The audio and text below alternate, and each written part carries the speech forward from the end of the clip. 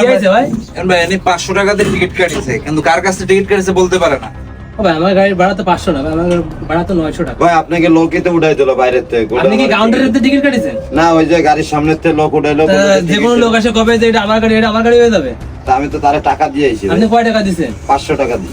আরে ভাই 500 টাকা দিছেন? এই বাজারে এরকম কাজ কেউ করে? টিকিট কাউন্টারে টিকিট না কাটে আপনি যদি দাদার কাছে টিকিট কাটেন তো সেটা হবে? আমার ছোট বাচ্চা টাকা পাই না, আপনারা আমরা কিভাবে নিয়ে যাবো? তা আমি তো আর জানি না যে আপনাকে লোক না ভাই। ভুল করেন আপনারা, দোষ হয় গাড়ির ড্রাইভার খারাপ, সুপারভাইজার খারাপ, হেল্পার খারাপ। তা আমি তো আপনাকে লোকের দ্বারা টাকা দিলাম। আচ্ছা সেই টিকিটটা দেখেন আপনি। টিকিট তো দেয় না, কাছে ভিতরের থেকে নিয়ে নেন টিকিট। আরে ভাই টিকিটও দিনই, টাকাটা নিয়ে চলে গেছে, আমি ওই লোকটা আমরা খুঁজে পাবো? আর সেই টাইম আছে, আমার গাড়িও ছাড়তে হবে, এখন আপনার জন্য দাঁড়িয়ে থাকবো আমরা। ও ভাই দেন আপনি কি করবেন করেন ভাই। প্রত্যেকটা যাত্রী কাউন্টারে টিকিট নিছে, আপনি দালালের কাছে টিকিট নিছেন, এজন্য আপনিই দায়ী, এটা আমরা দায়ী না। গাড়ি কর্তৃপক্ষ ভাই আপনারা ধুয়ে যাওয়া ছাড়া কোনো লাইন নেই ভাই। তা কি করবো ভাই আমি? আপনি যার কাছে টিকিট দিয়েছেন ভাই তার কাছে চলে যান।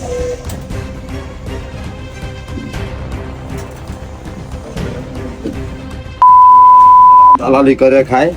এই ধরনের কাজ নেক্সট টাইম করবেন ভাই। টিকিট কাটলে আমি কাউন্টারে আপনারা ভালো নাকি? সবগুলোই খারাপ। এটা আবার আপনি আমাকে দৌড় দিচ্ছেন। এ ভাই শুনেন শুনেন, এদিকে আসেন।